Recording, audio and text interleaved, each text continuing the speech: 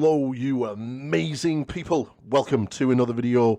And to you 84% who have yet to subscribe, please do and help bring down that percentage. Okay, everybody, let's talk about my review, my view of Age of Sigmar 4th edition. Do I think it's good? Do I think it's bad? Let's jump in.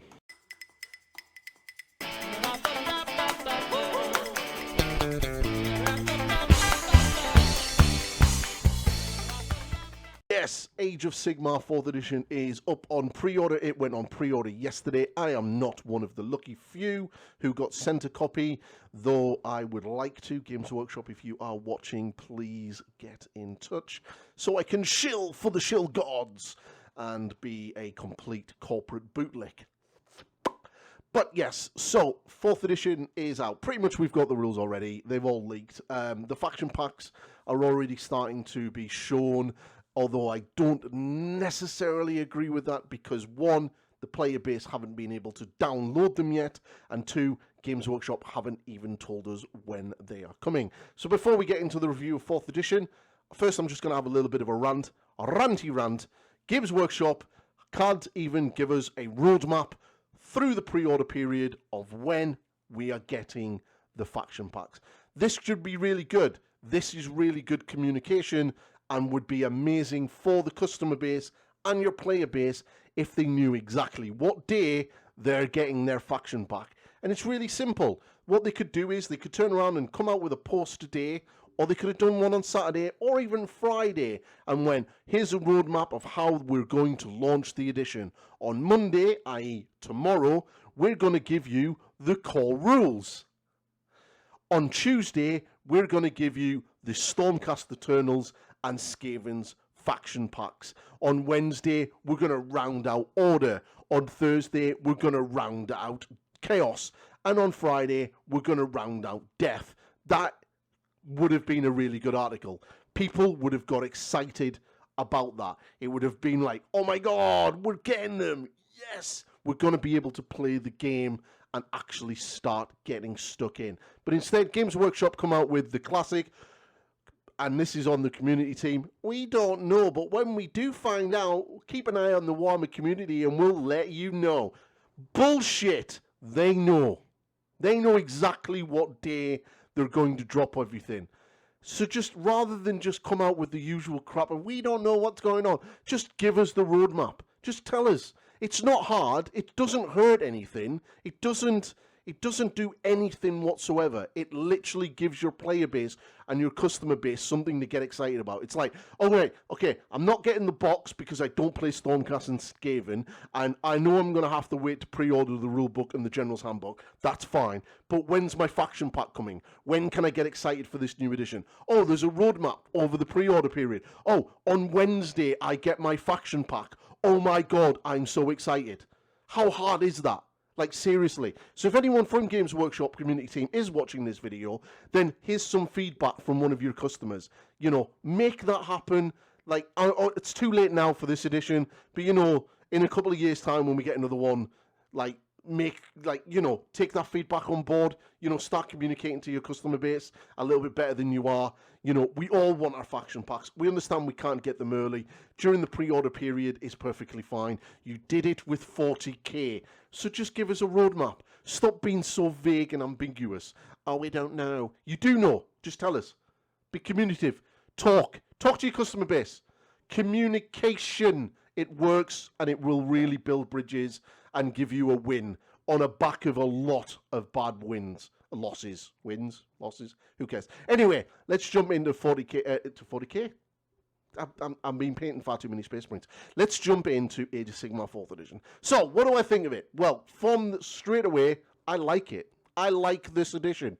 The rules look really good. Now, don't get me wrong, there's going to be things in this edition that are not going to work, and we're going to break. And somebody somewhere has already found that disgusting combo, and everyone's going to go, oh my god. But as a rules thing, I think it looks quite good. Now, there is this whole thing that it's more built for competitive players, and people sitting on objectives, but that's what Age of Sigmar is and has been for quite some time. Now, it would be kind of cool to get a little bit more narrative-themed type scenarios, battle plans in the edition, so you know that you're not always playing a competitive match play type game, that you know you can set up for a classic ambush type mission, kind of things that you get on Warhammer Total War 3. You know, your army's in the middle, the enemy player, your opponent is on either side of you, coming to kick your bag in. You know, cool, like things like that. But all in all, I'm pretty impressed with the rules itself. I like how retreat has changed. I love the new rally rule. I like the fact that summoning now seems to have gone, and now some armies can sort of bring units back, but you kind of have to obviously have those units in your army. I'm loving the combat ranges. Everything now is just 3 inches. It just makes so much better. Some of the things I don't like is the coherency. 1/2 inch, I think, is a little bit too close. I think they should have made it 1 inch. I'm liking the fact that terrain now has an impact on games. Terrain is now a part of the game, whereas before it was just something that you put on the board to make it look good. I assume those stupid keywords are gone, and now we have proper keywords like, you know, impassable, obscuring, you know, proper terrain stuff, proper terrain rules. I'm pretty sure that everyone in Age of Sigmar is pretty much happy with that, because I've kind of missed it. Like, terrain has been very ambiguous in the game for quite a while, and it's kind of nice to have that. I'm hoping that Games Workshop actually start doing some really nice terrain for Age of Sigmar. I mean, we've had the ruined buildings, but come on, guys, let's go. Like, I remember, does anyone remember the old fantasy plastic terrain? Like the houses and the church and the big manor house and stuff and the wizard stuff? Like, how cool were they? Like how cool were they? Like, I'd pay money for that stuff if they brought it back for your Age of Sigmar tables and your Old World. Old World is amazing, by the way. But yeah, I'm pretty impressed with it. I'm actually quite excited about the edition. When they first announced it, I was a little bit like, oh, here we go, because when I first looked at 10th edition and I first tried it, one of the things I hate about 10th edition is devastating wounds. And my game that I had last week, I was hit with devastating wounds, and I wasn't massively impressed. I'm not a big fan of devastating wounds. I don't like the way in 40k that rule can be manipulated, so it's always better than it can be better than a 6. And I was a little bit worried that this mechanic would come into Age of Sigmar. Now, when they first shown crit mortals, I was like, oh no, here we go. This is it. This is where I stop playing Age of Sigmar and go and play historicals and Sharp. Obviously, Sharp's amazing, so that's not a bad thing. But you know, I was a bit like, oh no, damn, I'm gonna have to find a new game. And that wasn't the case. The weapon profiles that they have are really, really good. Crit wounds, you know, 6s do double hits, auto wounding, +1 damage on the charge, anti-infantry, anti-hero, kind of makes sense, and the units kind of have a theme and a purpose. You know, if you've got a shield and a big-ass spear, then you should be really good at countering charges. And that's kind of what happens. And I really kind of like that. And it kind of gives a little bit of thematicness, is that even a word, to the rules, which is kind of cool. And that is kind of awesome. So, yeah, it's good. I'm liking Magic, that it's been toned down somewhat, a little bit, kind of. And I'm liking, one of the things that I really like is doing things in my opponent's turn. I love that. I love the fact that they can do all of their charges and then I can do a charge on them. Amazing. They can do all of their shooting and then I can do some shooting.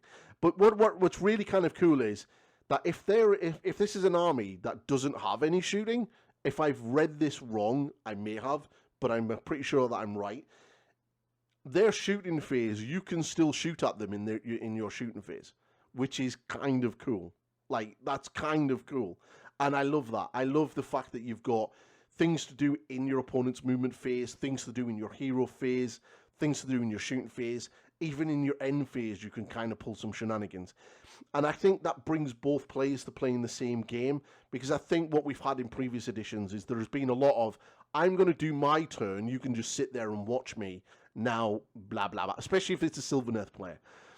And I think some of the faction focuses are looking pretty good.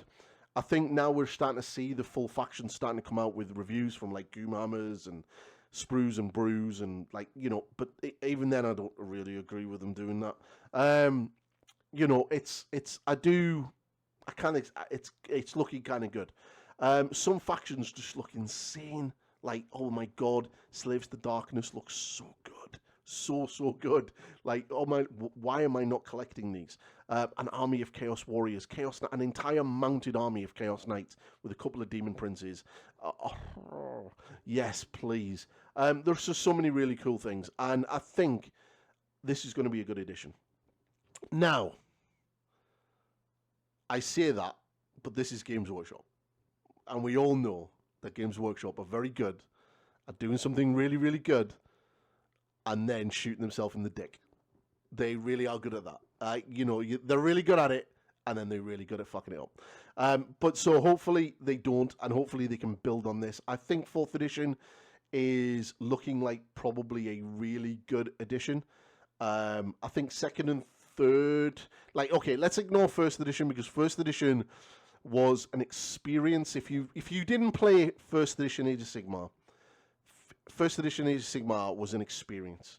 The first 12 months of Age of Sigmar was a Wild West Mad Max type wilderness of absolutely anything goes. We had no points. We had no army construction. We just went, let's just put whatever we want on the table and let's go for it. And players would try to balance the game themselves. There were some amazing ways. Like, I seen one way was like, add up all your wounds and then divide it by 2, and that's how big your army needs to be within 5 under or 5 over. I seen people like trying to create like a force organization chart. It was just bonkers. I remember I ran an event in 1st edition before we got the General's Handbook, and it was so skewed. It was just mental, absolutely mental. It was just the Wild West. I think it was the best time ever. Then we got the General's Handbook, and obviously the game started becoming what it is today. And then we got 2nd edition, which really doubled down upon that. And I think that was the best thing to happen. 3rd edition was good. I had a lot of fun in 3rd edition. I kind of didn't like the battle tactics, and I didn't really like grand strategies. Because they weren't always guaranteed, and some were easier than others, depending on what faction you played, and some battle tactics were just automatic 2 points. In 4th edition, I'm liking the look of the battle tactics. There's no grand strats anymore, which is kind of cool, and I really kind of like the fact that the scoring is now kind of capped. 10 points, I like that. I like that a lot. It's kind of like, okay, so I can get 10 points here, I can do primary, and I can get, like, this and I can get that. Really like it. Love the underdog mechanic. Absolutely love it. And I love the fact that auxiliaries and less of auxiliaries are really going to sort of change how that sort of weight plays as well, with the fact that you get the additional CP. So basically how it works is you get 4 CP every turn. The CP disappear at the end of the turn. If you don't use them, that's your fault. But you can potentially get up to 6 CP. Somebody may always get 5 CP because it all works on who has the least amount of auxiliaries in their army. And I think that's really cool. I like that. It kind of gives a little bit of a balance. I was a bit worried when they first come out with the army construction. It was like, what the hell? There's no army. There's no rule of 3.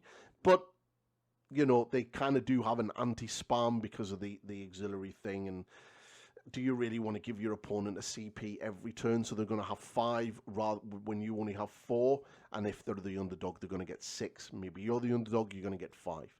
So it's kind of a cool mechanic. I kind of like that. The battle plans look pretty good. And the General's Handbook is looking sweet.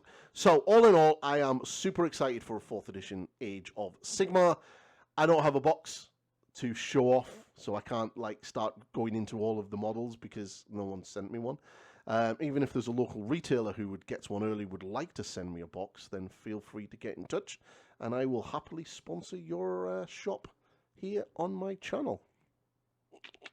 But yeah, free stuff. Let's be a grifter. To all the grifters, keep the hustle alive. You're doing well. And yeah, to everyone else who has subscribed lately, you are absolute legends. We are absolutely smashing it. Like, seriously, the amount of subscribers I'm getting over the past couple of days is crazy. I'm blown away by it. And I was going to do like a big video, like, oh, I hit 3,000 subscribers. But you know what? My actual personal goal for this year is 3,500. And I will be getting that done. Obviously, I did say I was going to give away my painted Gotrek to one lucky subscriber, and it isn't the end of the month yet, and I will be doing some form of draw, and then I will do a little short video of saying who has won it. Get in contact with me, and I will square you away. But yes, to everybody, thank you. You are absolute legends. But keep subscribing. If you are a part of the 84% who are watching my videos and haven't subscribed, then please subscribe. And obviously, like this video. Comment what you think of Age of Sigmar so far. Let me know if you managed to get a pre-order. And, you know, are you excited? Like, are you playing Skaven? Are you going to be playing the new Stormcast? And, you know, ring that bell so you don't miss any future content. And I will see you, hopefully, tomorrow, for some faction pack news. So maybe, we don't know. But anyway, but I am working on the paint tutorial for the Howling Griffins. It is coming very, very soon. I'm literally, as you can see, the light is all on this side. You can see it on the side of my face. I am actually filming that as I speak, just getting the model finished off, and then I will hopefully be getting it edited tomorrow or Tuesday. So it should be up sometime during the week. But thank you very much to everybody. You are all legends, and I will see you in the next video. Goodbye for now.